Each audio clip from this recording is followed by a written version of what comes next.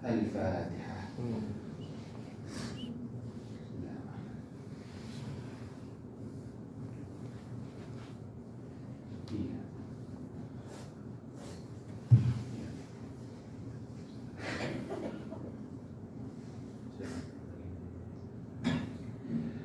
A'udzubillahiminasyaitonirrajim. Bismillahirrahmanirrahim.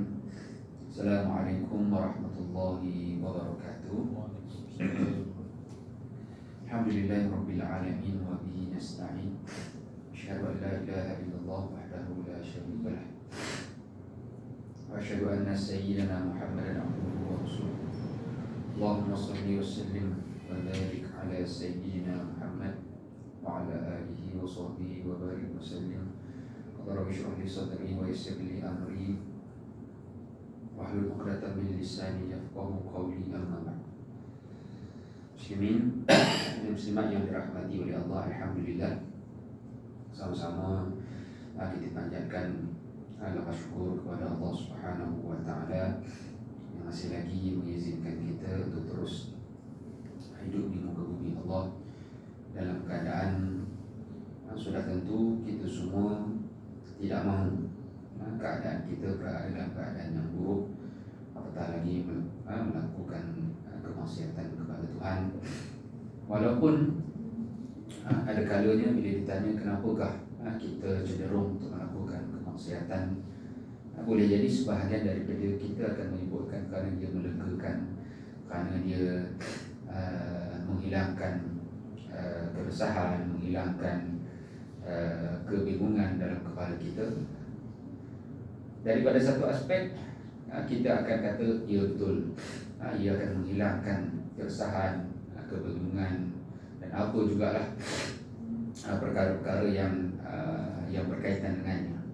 Cumanya yang seringkali mereka terlupa ataupun sebahagian daripada kita terlupa adalah hilangnya keresahan, kebingungan ataupun melegakan kita itu hanyalah bersifat sementara.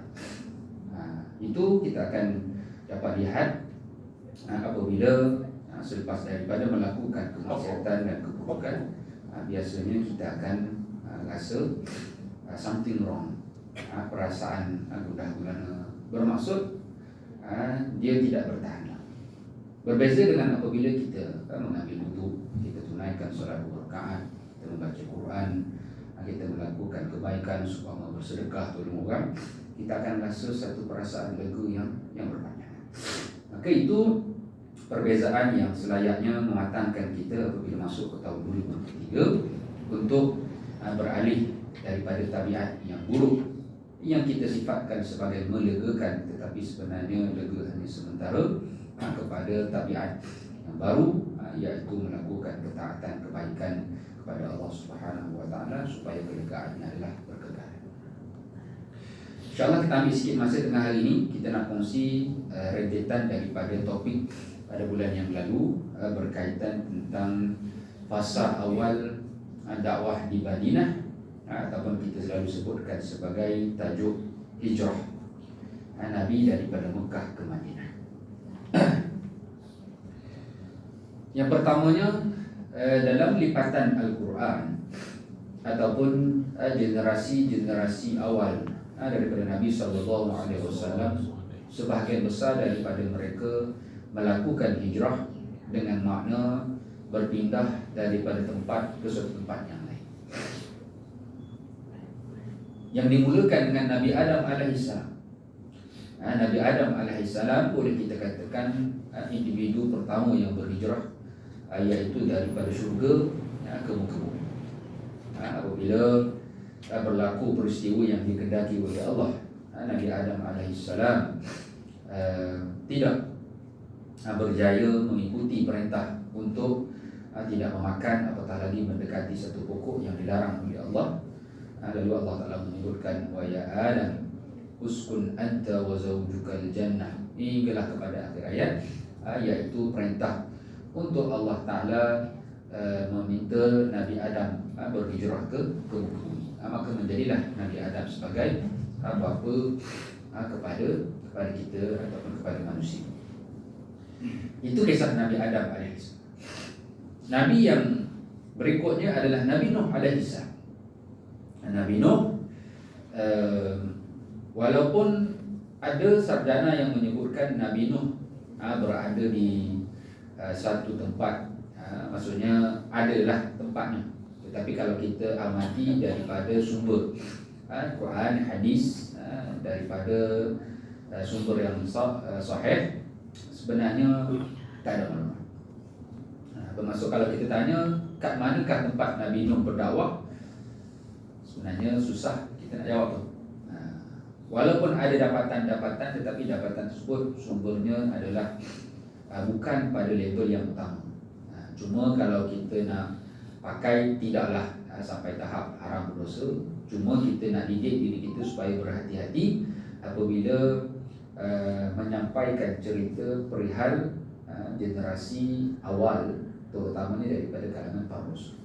Jadi kalau kita tak ada maklumat, kita kata tak pasti. Nabi Nuh berdakwah ke mana? Wallahu a'lam. Di satu tempat lah, di satu bumi. Kerana apa? Tempat tersebut dah dibinasakan oleh badai yang besar. Jadi kalau kita nak gazetkan secara pasti, memang susah. Kecuali penggazetan tersebut dilakukan oleh Nabi SAW. Itu je. Jadi Nabi Nuh berhijrah daripada satu tempat, daripada banjir yang besar, sampailah kepada Bukit Judi. Bukit Judi itu sahaja maklumat yang ada dalam Quran. Cuma masih lagi khilaf lah. Pandangan yang biasa menyebutkan Bukit Judi itu Turki. Maka ketika mana detik-detik akhir, yang biasa kita bacakan pada musim banjir kan, ya ardu bla'i ma'aki wa ya sama'u aqli, wahai bumi telanlah air, wahai langit stopkanlah hujan ni. Maka doa itu dimakbulkan oleh Allah. Akhirnya kapal bahtera Nabi Nuh berlabuh di sebuah bukit, dikatakan di Turki. Akhirnya di situlah Nabi Nuh alaihi salam membina penempatan baru yang generasi kita kata keturunan daripada Nabi Nuh alaihi salam itu disambung pula oleh Nabi Hud dan juga Nabi Saleh alaihi wassalam. Maka itu kisah Nabi Nuh yang berhijrah. Kemudian kisah yang masyhur adalah Nabi Ibrahim alaihi salam. Nabi Ibrahim mula-mula tempat berdakwah memang dimaklumkan, iaitu di bumi Iraq, ataupun yang kita panggil waktu dulu Babylon. Dulu tak faham juga kan, masa kecil dulu orang selalu sebut Babylon. Ingatkan bayangannya dia merupakan tempat fantasi. Inilah Babylon ni tempat para rasul berdakwah, iaitu Nabi Ibrahim alaihissalam. Maka Nabi Ibrahim, selepas mana peristiwa dia terselamat daripada api, Qul ya nar kuni bardan wa salaman ala Ibrahim, wahai api, jadilah engkau sejuk dan menyelamatkan Nabi Ibrahim. Maka lepas daripada peristiwa itu, Allah Ta'ala memerintahkan Nabi Ibrahim supaya berhijrah ke bumi Palestin. Kerana apa? Sebagaimana Nabi SAW apabila orang Mekah dah tak terima dakwah, maka Nabi pun cari tempat lain untuk meneruskan dakwah. Macam tu juga Nabi Ibrahim dah sampai ke Bakar. Takkan nak duduk situ lagi, dah tahap Bakar ni kita kata dah je lah, dah memang tak nak lah tu. Maka berhijrahlah ke bumi Palestin, berdakwahlah di bumi Palestin. Dan ada pandangan yang menyebutkan ketika dalam perjalanan ke Palestin itu bertemu dengan Nabi Hud alaihissalam. Okay. Jadi bermaksud Nabi Ibrahim dengan Nabi Hud ni satu zaman. Kemudian selepas daripada Palestin, hijrah pula ke bumi Mekah. Kenapa daripada Palestin berhijrah ke bumi Mekah? Dan selepas daripada Palestin sempat Nabi Ibrahim singgah di bumi Mesir. Cuma kita tak kata berhijrah lah, sebab persinggahan kemudian Nabi Ibrahim patah balik ke Mesir. Kalau kita nak kata hijrah pun boleh, kerana boleh jadi Nabi Ibrahim cuba untuk berdakwah di bumi Mesir, tapi tak berjaya, maka sebabkan patah balik semula ke Palestin. Cuma cerita antara Palestin dengan Mesir itu tak sesuai untuk diceritakan zaman waktu sekarang. Nanti orang perempuan marah ni. Kat Mesir lah jumpa Hajar. Jadi tak payahlah cerita sekarang, kan kena balik pinggan lah. Jadi di situ waktu lahir. Baik kan? Kemudian barulah berhijrah ke bumi Mekah. Di bumi Mekah lah akhirnya menjadi tempat dakwah yang kekal sampai hari ini, iaitu Mekah sebagai pusat agama Islam, kita panggil utama lah, kerana tak ada tempat lain kita nak mengerjakan ibadat haji kecuali di bumi Mekah. Semalam sembang-sembang dengan orang-orang surau di belakang KL jugalah. Dia kata apa, tahun ni nak apply pergi haji lagi lah, pasal yang lepas tak boleh pergi. Kata kalau tahun ni pergi, mesti naik lagi ni dia punya visa tu kan. Yelah, kita kata mana tak naik, dah duit banyak bayar kat Ronaldo, kita lah pula nak kena top up duit nak bayar Ronaldo. Dia kata kan, macam mana kan, kita lah pula yang jadi mangsa duit yuran ataupun visa naik. Itu kita kata seru je lah. Padahal naik itu sebab macam-macam lah yang dibuat di Saudi pada hari ni kan. Hiburannya pun dah semakin dahsyat, belanja hiburan ni bukan kecil. Kemudian bangunan-bangunan semua naik percakap-percakap langit semua. Bangunan hotel-hotel bukan level 3 bintang, tak ada dah, 4 bintang pun tak ada dah rasanya. Kalau ada pun jauh lah. Semua keliling Mekah tu semua 5 star, 6 star, 7 star. Jadi semua tu dibuat menelan belanja yang besar. Jadi tiba masa untuk dia kutip balik pula. Jadi Mekah menjadi pusat dunia. Kita kata apa, kalau lah ada Mekah tempat lain tak ada, dia juran tu mahal kan. Muncul Mekah tu satu je. Kalau ada Mekah 2-3 tempat, dia akan jadi persaingan lah. Jadi kita kata bukan sebegitu, kerana Allah Ta'ala perintahkan kita untuk buat haji di sana. Ada pensyariatan secara khusus, ada pun dengan sebab ujian bayaran mahal itu semua. Kita kata itulah perangai manusia yang terpaksa kita hadap. Kemudian Nabi Isa alaihissalam, cuma hijrah Nabi Isa ni lagi dahsyat lah. Kalau Nabi Adam daripada langit turun ke bumi, tapi Nabi Isa daripada bumi naik ke langit. Jadi kita kata berhijrah secara fizikal. Jadi tetap kita katakan dia sebagai hijrah. Kenapa? Hijrah pada makna asalnya adalah apa-apa juga perpindahan yang melibatkan fizikal. Maka Nabi Isa berhijrah ke langit lah. Cuma akan kembali balik di akhir zaman untuk melawan Dajjal. Dalam Quran ada satu kisah hijrah yang bukan daripada kalangan para rasul. Ada satu. Boleh jadi kalau kita cek lagi ada lagi. Tetapi yang pastinya satulah dalam surah Kahfi, iaitu kisah Ashabul Kahfi. Mereka pun berhijrah juga. Cuma tujuan mereka berhijrah itu adalah penting untuk kita fahami dengan realiti kita hari ini. Mudah-mudahan kita pun mungkin satu ketika, satu masa nanti perlu mengikut sunnah Ashabul Kahfi, iaitu berpindah ke tempat yang lebih baik, dalam erti kata bukan daripada aspek material, tetapi tempat yang lebih baik dalam erti kata tempat yang boleh menjaga keimanan kita. Kata hari ini duduk bandar tak selamat, pindah ke kampung. Dia kata iya ke kampung selamat? Tak juga. Kalau kita pergi tahu kes-kes kat kampung, boleh jadi dahsyatnya sama je. Jadi sebenarnya tempat yang selamat itu adalah tempat yang ramai orang baik. Itu dia, tak kisah di kampung ke di bandar. Boleh jadi ada tempat yang baik di bandar, ada tempat yang baik di kampung. Pokoknya adalah kat mana-mana sahaja yang terjamin keimanan kita, maka kita pergilah ke sana. Baik. Kalau kita nak teliti tentang maksud hijrah di dalam Al-Quran ataupun maksud hijrah dalam agama kita, maka para ulama secara asasnya ada yang membahagikan kepada dua kategori, iaitu hijrah yang pertama, hijrah disebabkan harban dan juga wazulman, hijrah kerana kezaliman dan juga kerana peperangan. Zaman Nabi, hijrah disebabkan kezaliman, dan boleh jadi sepanjang zaman hijrah disebabkan peperangan, dan kedua-duanya saling berkait. Untuk hijrah disebabkan peperangan dan kezaliman, para ulama bahagikan kepada 6 jenis.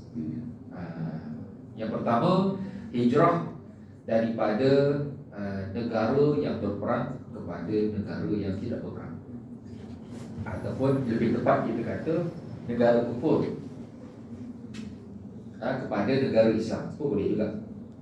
Okey. Kerana negara berperang, kalau hari ini tak semestinya dia daripada negara berperang kafir kepada negara Islam, boleh jadi kepada negara kafir yang lain. Maka itu pun boleh berlaku juga. Tetapi yang dimaksudkan secara tepat adalah daripada negara mereka yang memerangi Islam. Minta malam hujan kepada negara yang melaksanakan Islam. Okey. Kalau zaman Nabi, contohnya daripada Mekah ke Habsyah dan daripada Mekah ke Madinah, maka kedua-duanya sama.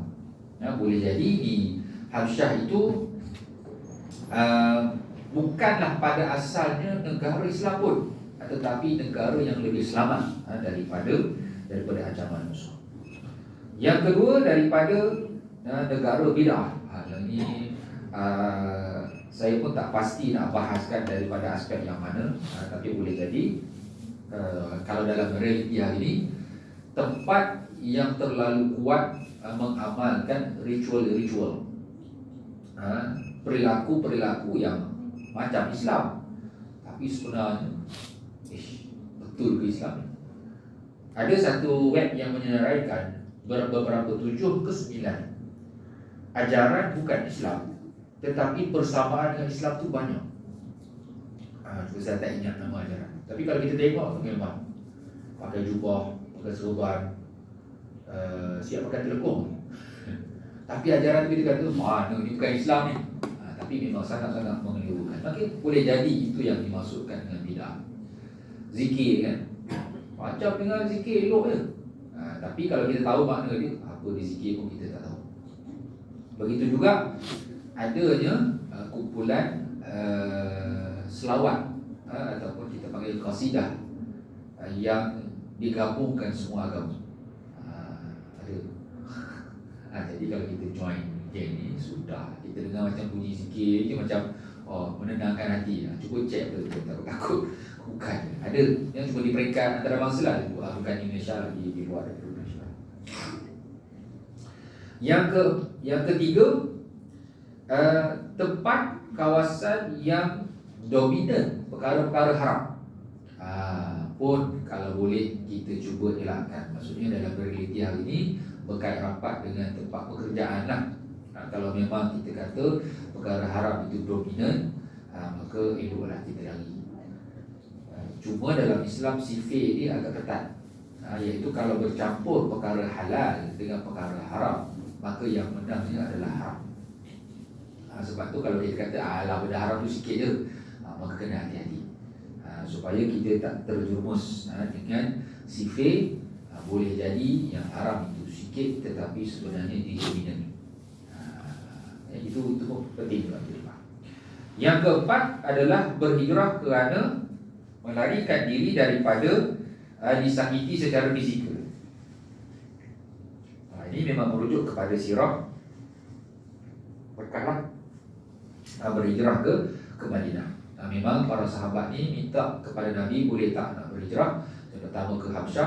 Kalau ke Habsyah boleh kita katakan sebenarnya hijrah yang keenam, iaitu takut yang berkait rapat dengan harta. Boleh jadi juga. Ada je hijrah kerana apa? Kerana berkait rapat dengan harta. Pun boleh juga berhijrah. Ataupun yang keempat, hijrah kerana disakiti badan, merujuk kepada hijrah ke Madinah. Yang keenam, hijrah kerana takut terkena penyakit. Ini kena faham juga lah. Kerana kalau memang penyakit dah merebak, tak boleh hijrah dah, haram. Tapi boleh jadi kita sempat lagi melarikan diri, maka larilah.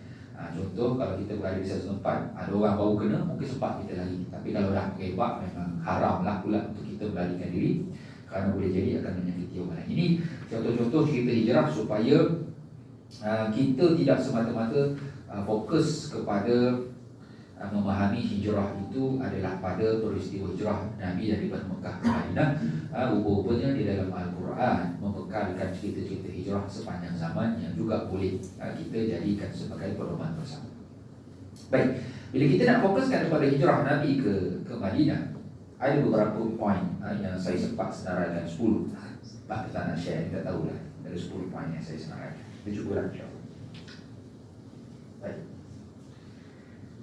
Yang pertama, apa tujuan Nabi berhijrah ke Madinah? Untuk mencari kekuatan baru. Yang ini boleh jadi dia juga boleh kita praktikkan pada bila-bila masa apabila kita merasa kusut, kita merasa sudah kehilangan sokongan ke apa ke, maka boleh jadi hijrah menjadi suatu tradisi yang baik. Cuma kena ada data lah. Nabi berhijrah daripada Mekah ke Madinah, macam kita dah kongsikan pada bulan lepas dalam peristiwa Bai'atul Aqabah yang pertama dan kedua, bahawa pilihan Nabi untuk berhijrah ke Madinah selepas datanya kita kata sempurna. Data yang dikutip selama 3 tahun. Jadi penting untuk kita dapatkan maklumat. Macam saya sendiri pun nak pindah daripada Johor ke KL ni genap 2 tahun plan. 2 tahun plan, kita rancang, 2 tahun baru kita berpindah. Maka itu gambaran bahawa kalau kita nak mencari kekuatan yang baru, maka mesti memiliki data sebagaimana yang diajarkan oleh Nabi SAW, termasuklah tapak secara khusus untuk dakwah. Kita nak gazetkan bahawa ini adalah pusat dakwah, ini adalah tapak dakwah, ini adalah surau, ini adalah sekian. Kalau boleh biarlah data itu cukup. Maksudnya jangan terburu-buru. Jom buka kat sini lah, dulu cek dulu maklumat betul tak. Kalau buat kat sini orang akan datang. Kalau buat kat sini tak ada yang lawan, tak ada yang lawan, boleh tak kita balas balik dan sebagainya. Maka data-data tersebut memang sangat-sangat diperlukan kerana kita nak mencari kekuatan, bukan nak cari pasal. Biasanya kalau ada benda yang dibuat tanpa perancangan yang teliti, biasanya lepas tu bukan jadi baik, dia akan jadi bermasalah. Itu yang kita risaukan. Biasanya orang Islam dia kata apa? Apa kita buat dia? Yang penting tawakal.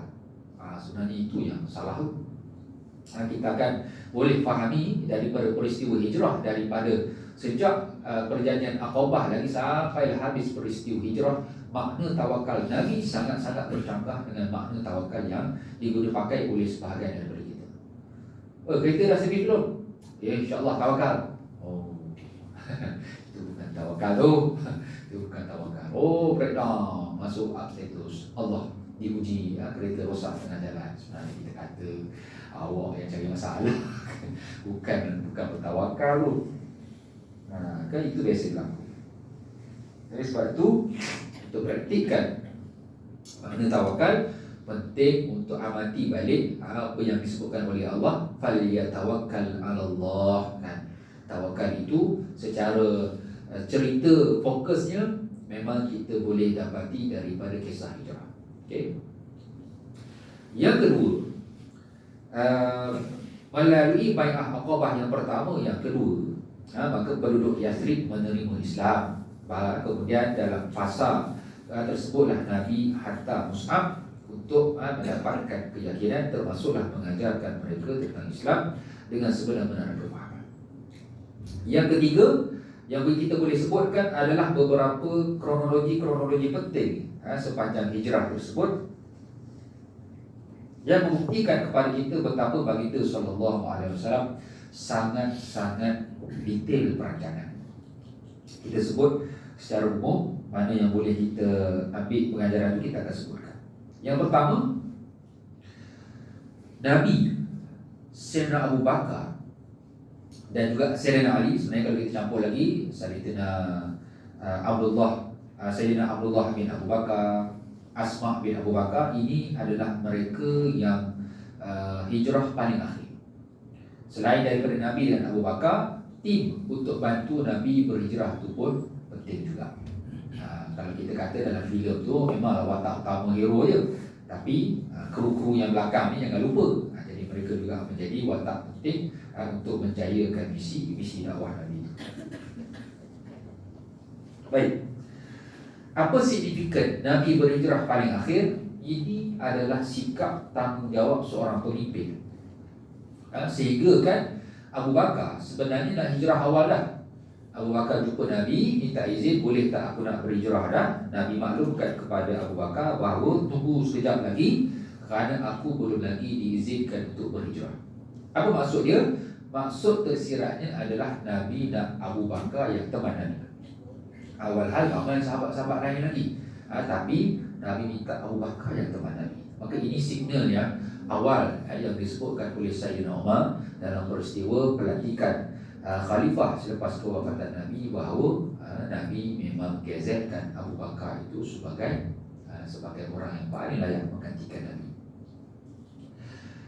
Yang kedua, riwayat yang menceritakan tentang Sayyidina Ali menggantikan tempat tidur Nabi sebagai satu sirah yang juga penting. Bagaimana biasanya dalam perkara-perkara yang sukar, perkara-perkara yang berisiko, biasanya akan diambil alih tugas tersebut oleh orang muda. Ceritalah kerja-kerja yang berat ni, kita mungkin nampak tak apa lah yang kita buat, tapi sebenarnya kudrat orang muda tu dengan kudrat kita lah macam dah tua sangat kan. Sebenarnya biarlah orang muda buat, kerana benda tu orang kata apa, mudah aja bagi dia, tapi bagi kita nak buat benda tersebut menyebabkan kita akan jadi terpaksa bersusah payah, boleh jadi akhirnya kita jatuh sakit, ataupun akhirnya berlaku benda-benda yang menyakitkan badan kita. Maka serah kepada orang muda. Apa tugas dia? Menggantikan tempat tidur Nabi. Tak dinafikan, dalam setengah pandangan menyebutkan kisah ini adalah kisah yang mengandungi unsur-unsur tasyayyuh, unsur-unsur Syiah. Kerana apa? Nama Sayyidina Ali, nama Fatimah diangkat sangat-sangat luar biasa.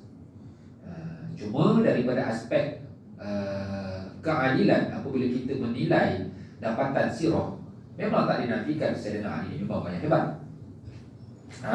Sayyidina Ali masuk Islam pun ceritanya agak luar biasa.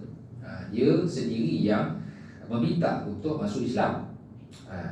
Cuma je cerita Sayyidina Ali ganti tempat Nabi ini memang tak dinafikan ada unsur-unsur Syiah itu, tetapi jalan cerita Ali ganti Nabi ini sebenarnya tak memberikan kesan yang besar pun kalau kita terima okey. Dari satu aspek, dengan ancaman musuh yang dahsyat pada waktu itu, yang kita boleh fahami tak boleh pun kalaulah sampai peringkat memang Sayyidina Ali benar-benar ditaklifkan, diamanahkan untuk menggantikan tempat tidur Nabi. Okey, tak ada masalah. Jadi kita ambillah pandangan itu bahawa betapa Nabi memang akan menempatkan individu-individu yang layak untuk melaksanakan tugasan-tugasan penting. Yang ketiga, waktu Nabi berhijrah sebenarnya bukan tengah malam. Cuma waktu Nabi keluar daripada rumah Nabi itu tengah malam boleh jadi. Cumanya Nabi keluar berhijrah pada waktu tengah hari, tengah terik panas tu berhijrah. Kerana di Mekah pada waktu tu musim panas. Dan panas di Mekah ni panas sungguh-sungguh kan. Kita yang pernah pergi umrah kan, musim panas kan, sampai 50 darjah Celsius. Kita punya balik Malaysia Mekah berit lah. Kat sana syok minum air zam-zam yang sejuk tu. Minum kan? No, balik Malaysia baru tahu seksanya kan. Sebab tu nak minum air tu kena bertahan sikit lah. Kalau saya pun saya tak minum air yang sejuk tu. Kita minum air yang biasa tu je. Kesan dia insyaAllah lah. Kalau sakit tekak pun sebab faktor cuaca, bukan sebab kita minum air yang sejuk. Baik, Nabi pergi ke rumah Abu Bakar dengan pakai kain tutup kepala. Tengah panas tutup kepala bermaksud ini bukan datang saja-saja je ni. Datang ke rumah Abu Bakar bagi tahu telah tiba masa je untuk kita berhijrah. Maka start daripada itulah Nabi susun perancangan yang menggunakan pakai beberapa individu. Yang pertama, Asma binti Abi Bakar ditugaskan sebagai individu yang membuat persiapan bekalan makanan. Satu. Yang kedua, Abdullah bin Abu Bakar ditugaskan sebagai pengutip maklumat. Dan yang ketiga adalah Abdullah bin Uraiqid sebagai GPS, sebagai orang yang menunjuk jalan. Ini yang kita kata, inilah baru betul tawakal. Nak berjalan, kereta okey, enjin okey, apa semua okey, yang boleh penting tayar lah. Dan kat dash minggu. Yang tu kalau tak, habis menzalimi orang belakang, nak reverse lah apa semua. Tak, tawakal je, Allah tak topak dash minggu pun. Itu tak namanya tawakal. Maksudnya checklist itu dilakukan oleh Nabi, dan peranan itu dijayakan oleh mereka yang berkelayakan. Asma binti Abi Bakar bukan individu biasa. Kesanggupan dia untuk menghantar makanan kepada Nabi itu memang benar-benar terbukti apabila sanggup menanggalkan tali ikat pinggang dia. Kita kata bagi orang perempuan benda itu luar biasa. Naik ke atas bukit, hantar makanan daripada Mekah sampai ke Gua Sur, jarak dia 5 km. 5 km jalan kaki bagi orang muda, okey je, tak ada hal. 5 km ni kalau level runner, tak sampai 20 minit. Tak sampai 20 minit. 5 km. Boleh jadi 5 km tu tak sampai 15 minit. Sebab kita kata, agak ke ni orang muda betul ni, tak ada masalah. Yang memang kita pun pernah sembang dengan orang yang kata waktu muda dia kata setakat 5 km ni 10-15 minit je, tak ada hal. Jadi sebab itu tak pelik kenapa dia amanahkan kepada orang yang muda. Begitu juga dengan Abdullah bin Abu Bakar. Pagi dia akan masuk ke dalam Mekah dengan orang membawa, petang dia akan pergi ke Gua Sur. Kerana Nabi stay di Gua Sur beberapa hari untuk dapatkan maklumat yang cukup, baru bergerak. Kita kata, ini tawakal yang sebenar. Cukup maklumat, okey, selamat, baru bergerak. Bergerak pula mendapatkan pakar. Abdullah bin Quraiti, bukan orang Islam, orang kafir, tetapi simpati kepada Nabi dan dijamin takkan bocor ke rahsia. Okey, nantilah, tak ada masalah pun. Dan kalau memang kepakaran dia, nantilah dia. Bukan isu kena mesti bukan agama. Apabila perkara-perkara yang bersifat teknikal, tak ada masalah. Yang paling penting adalah dia betul-betul menjaga kerahsiaan dan amanah terhadap tugasan dia. Okey je. Maka yang kita kata, Masya Allah. Sebab tu kita sebutkan peristiwa-peristiwa dalam kehidupan Nabi, jangan pergi kepada layer atas je. Cuba perhalusi, kita akan dapati dia akan banyak sangat pengajaran-pengajaran yang boleh kita terjemahkan dalam kehidupan. Persiapan bekalan makanan Asma dalam nak melaksanakan misi dakwah. Makan macam mana? InsyaAllah nanti ada orang bagi. Nabi buat bekalan makanan. Nabi buat persiapan bekalan makanan. Cuma bekalan makanan apa kita kata, tak tahulah, yang paling penting ada. Bahawa jangan diabaikan. Sebab kalau nak bawa sekaligus semua, kita bukan nak pergi rela. Ini melaksanakan kerja, bermaksud tetap difikirkan oleh Nabi SAW. Baik. Kemudian yang ini tadi saya dah campur-campurkan dalam maklumat yang ke-7. Poin yang ke-8, ada 3 peristiwa yang menjadi utama dalam peristiwa hijrah, iaitu 3 peristiwa pertemuan Nabi dengan beberapa individu. Dalam peristiwa hijrah dia jadi penting. Yang pertama, pertemuan Nabi dengan Suraqah bin Malik. Kita semua tahu kan, Suraqah bin Malik ni jumpa Nabi pada plan asalnya nak buat apa? Nak bunuh Nabi. Bermaksud Suraqah ini orang yang talent dalam kenal orang nak buat lari. Macam kita hari ni lah kan, kalau nak tangkap orang mencuri, biasanya kita gunakan khidmat orang yang pernah mencuri dan orang yang bertaubat. Kenapa? Dia tahu. Biasa orang curi macam mana? Orang yang isap dadah macam mana? Dia tahu. Jadi Suraqah bin Malik ni memang orang nakal lah. Kita kata waktu jahat pun boleh lah, sebab memang nak bunuh Nabi. Jadi dia tahu, biasa orang nak lari tak lalu jalan biasa ni, ini mesti lalu sini. Dia tahu. Jadi dia kejar, dia dapat kejar Nabi. Sebab tu Abu Bakar ni bila jalan dengan Nabi, dia takut tu. Ada ketikanya dia akan jalan depan Nabi, ada ketikanya jalan belakang, jalan belah kanan, jalan belah kiri. Kerana apa? Dia tak tahu orang nak kacau Nabi daripada mana. Jadi dia berkawal diri. Jadi Suraqah daripada belakang, pacu kuda, kejar, dah dekat, jatuh. Bangun lagi, dekat, jatuh. Bangun lagi, dah dekat. Dekat tu memang dah dengar suara Nabi. Dekat dah, jatuh. Menyebabkan Suraqah diberhenti, dia angkat. Aku surrender. Kalah. Maksud dia tahu ketika itu, ni bukan orang biasa, ni memang pertolongan daripada Tuhan ni. Menyebabkan berlaku dialog pada waktu itu, yang akhirnya Nabi adalah cerita benda-benda yang ajaib berlaku pada masa akan datang. Cumanya pada waktu itu menjadi pengajaran penting buat kita. Apa ya? Tak semestinya kalau orang tu memusuhi kita, kita kena lawan dengan dia. Kalau ikut kita waktu ni kan, nak bunuh kita ni kan, bunuh tu lah. Rupa-rupanya tiap. Bermaksud kita kena memiliki kemampuan untuk kenal kawan dengan lawan secara benar-benar mendalam, supaya kawan menjadi lawan, supaya lawan menjadi kawan, dan supaya kawan tidak menjadi lawan. Itu penting. Kalau boleh kawan jangan jadi lawan. Jadi kena kenal kawan betul-betul supaya dia tak lawan kita. Dan yang penting lawan bagaimana akhirnya dia akan menjadi kawan kita. Sebab tu Nabi tak pernah Suraqah. Kerana pertama Allah maklumkanlah kepada Nabi. Yang kedua, dengan kecerdikan Nabi sendiri, bahawa mengenal pasti ni boleh. Sebab apa dia kejar Nabi?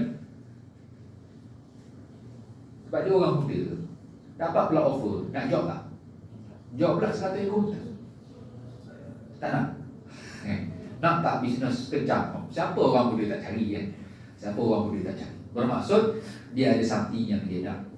Jadi Nabi berjaya deal perasaan orang muda tersebut dengan apa yang berlaku terhadap Suraqah, menyebabkan akhirnya lepas tu dia jadi orang yang fikir.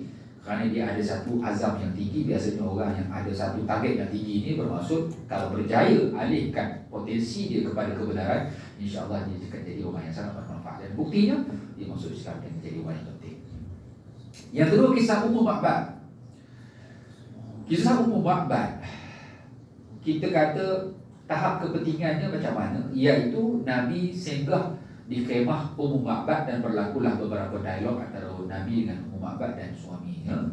Dalam keadaan mereka ini tumpangkan Nabi untuk singgah saja. Pada mereka awal mereka tak kenal Nabi pun, tapi bila dicerita-cerita akhirnya mereka kenal Nabi. Cuma yang menjadi problem dalam pertemuan Nabi dengan Ummu Ma'bad adalah bocor cerita ini sampai ke orang Mekah. Persoalannya siapa yang bocorkan? Itu yang menjadi perbahasan ulama, bahawa yang bocorkan rahsia itu adalah setan. Setan yang dia boleh menyamar jadi orang, akhirnya dia berjerit kat bukit dengan satu syair bahawa Nabi ada di tempat sekian-sekian, merujuk kepada pertemuan Nabi di rumah Ummu Ma'bad. Bahkan lepas tu orang trace Nabi kat mana. Apa poin dia? Ini barulah yang kita katakan maksud tawakal. Iaitu kita buat plan gila-gila, detail, tapi tetap bocor juga maklumat. Kita katakan nak buat macam mana? Kerana maklumat yang kita ada dengan maklumat yang musuh ada. Kita kata kita, Nabi ni orang biasa, lawan kerajaan. Kita kata mestilah tentera kerajaan lagi power. Jadi mesti boleh trace punya lah. Itu maksud dia. Jadi kita pun kadang-kadang bila tengok cerita-cerita yang berkait dengan spy, ada satu cerita lama, kita kata waktu tu US nak memperkenalkan akta menyelinap masuk ke dalam semua rahsia-rahsia individu. Maksudnya dalam kita punya telefon ni, kerajaan nak buat satu akta baru ubal supaya boleh dengar semua perbualan, boleh tahu call siapa. Waktu tu tujuan sebab apa? Sebab nak lawan teroris dan sebagainya. Ada satu filem yang agak menarik, bagaimana jentera kerajaan lawan dengan jentera individu bekas orang yang duduk dalam bidang tersebut. Dia kata dahsyat. Itu contohlah yang kita kata plan untuk jaga agama ni mesti ada. Tapi kalau bocor, kalau kantor, kita kata biasalah, itu bermaksud kita bukan Tuhan, kita bukan Nabi. Dan kalau berlaku, maka bismillah, tawakal, mudah-mudahan Allah Ta'ala pelihara dan selamatkan kita punya kerja agama. Baik. Yang ketiga adalah keislaman Abu Buraidah Al-Aslami dan juga pengikut dia. Selama 70 orang. Sama juga Abu Buraidah ni kejar Nabi sebab nak tangkap Nabi. Dia tak sampai mereka macam Suraqah tadi tu, dia nak bunuh Nabi, tak, dia nak tangkap dan bawa balik. Tapi bila jumpa Nabi, sembah, masuk Islam. Masuk Islam sekali dengan 70 orang ni. Ini penting kita kata kalau orang nak musuhi kita, first impression kita tenang. Cuba kontrol dan akhirnya boleh jadi berlaku dialog yang akhirnya orang akan swing masuk Islam. Penting. Tak mesti bila orang nak lawan kita, mesti kita nak kena bahas. Sam Ja'far bin Abi Talib lah di Habsyah kan. Bila raja panggil nak kena berdialog, kalau ikutkan kita, pompang-pompang kita pun nak pompang-pompang jugalah. Tapi rupanya bila bertenang, boleh jadi ia akan menjadi sebab untuk kita memenangi hati orang lain. Sebab tu Nabi ada sebut dalam satu hadis, al-ajalatu minasyaitan wa ta'addi minallah. Tergopoh gapah itu daripada setan, dan bertenang itu datang daripada Tuhan. Jadi kalau berlaku isu apa-apa, kalau kita bawa kebenaran, kita cool down, biasanya boleh jadi akan menyebabkan orang akan. Baik, itu 3 cerita penting dalam misi hijrah. Poin yang ke-9 dan yang terakhir adalah berkaitan tentang bagaimana Nabi sampai di Quba. Dan di Quba lah Nabi membuat syiar pertama Islam di bumi Madinah, iaitulah masjid. Masjid. Jadi masjid bukan sebenarnya masjid, apa-apa juga binaan yang pertama, biarlah kita buat, tetapkan Tuhan sebagai sandaran. Sebab tu Allah Ta'ala rangkapkan cerita ni dalam Quran. Allah Ta'ala kata apa? La masjidul usissa 'ala taqwa min awwali yaumin ahaqqu an taquma fihi. Dan masjid yang dibina di atas dasar takwa sejak daripada hari awal permulaannya, bahawa apa-apa juga yang dibina di atas dasar takwa, insya-Allah kekal. Jadi kalau kita nak buat masjid, kita nak buat rumah, kita nak beli rumah, pastikan tujuan utamanya apa dia? Lillahi ta'ala. Soal kebinaan tu letak nombor 2 dulu. Pastikan first, kenapa beli rumah kat sini, pastikan elemen takwa tu ada. Dan elemen takwa tu ada, insya-Allah rumah tu akan kekal, akan bahagia, akan menjadi penyebab untuk kita bahagia di akhirat. Jadi bukan setakat masjid je, nak beli kereta, nak beli rumah. Saya ingat lagi pesan guru saya dulu, dia kata kalau nak beli kereta tu, niat satu je, sampai ke tempat tujuan yang baik, insya-Allah. Kalau berlaku apa-apa pun, WhatsApp pun dia akan WhatsApp ke tempat yang kita boleh handle. WhatsApp kat mana? Tepi bengkel. WhatsApp kat mana? Tempat yang akan selamat disampaikan. Apa? Ya, sejak daripada awal kita beli kereta, beli motor, beli apa juga, masuk gadget pun biarlah lillahi ta'ala, supaya apa? Tujuan kebaikan itu kekal sampai bila-bila. Dan orang Quba punya gembira sambut Nabi sampai dia orang tersilap meraihkan orang. Waktu tu dia orang meraihkan Abu Bakar, dia orang salam dengan Abu Bakar, dia orang sambut Abu Bakar. Dia orang tak tahu tu bukan Nabi, itu Abu Bakar. Nabi duduk diam. Termasuk kita tak payahlah nak buat ini, aku Nabi lah, Abu Bakar pun tenang. Sampailah kepada ketika Abu Bakar dia tutup kepala Nabi dengan kain, kerana waktu tu kepanasan, baru orang tahu salah orang pun. Okey, itu. Dan yang terakhir, apabila Nabi sampai di Madinah, maka semua orang telah bersedia untuk pegang tali unta Nabi, berharap Nabi singgah di rumah mereka, supaya Nabi duduk di rumah mereka, kerana kita semua mesti anak orang mulia singgah rumah kita. Tapi Nabi ajar secara adil, Nabi biar unta itu jalan, dan akhirnya unta itu berhenti di rumah. Abu Ayyub Al-Ansari menjadi penanda aras kepada kita. Kadang-kadang agama ini yang lebih berkesan adalah tindakan secara fitrah. Benda-benda yang bersifat secara fitrah itu kadang-kadang itulah nilai dakwah. Macam mana nak berdakwah? Biasakan dengan tindakan-tindakan yang informal. Tak semestinya dakwah tu mesti sampaikan di majlis surau. Kadang-kadang sembang kat kedai kopi je, sembang dekat kedai kopi atas lah, sembang-sembang. Akhirnya itulah menjadi cerita yang mengubah orang daripada tak semayang kepada semayang. Bermaksud pendekatan secara fitrah. Kita berkawan, biar dia natural, bukan fitrah, natural, sama lah. Biar dakwah tu berjalan secara natural, akhirnya dia akan lebih kekal kesan. Jadi inilah yang boleh saya sampaikan, beberapa pengajaran daripada cerita hijrah. Mudah-mudahan Allah telah rahmati kita, mudah-mudahan kita semua memahami cerita hijrah ini secara tuntas dan sampailah kita boleh praktikannya. Wallahu a'lam. Assalamualaikum warahmatullahi wabarakatuh. Waalaikumsalam.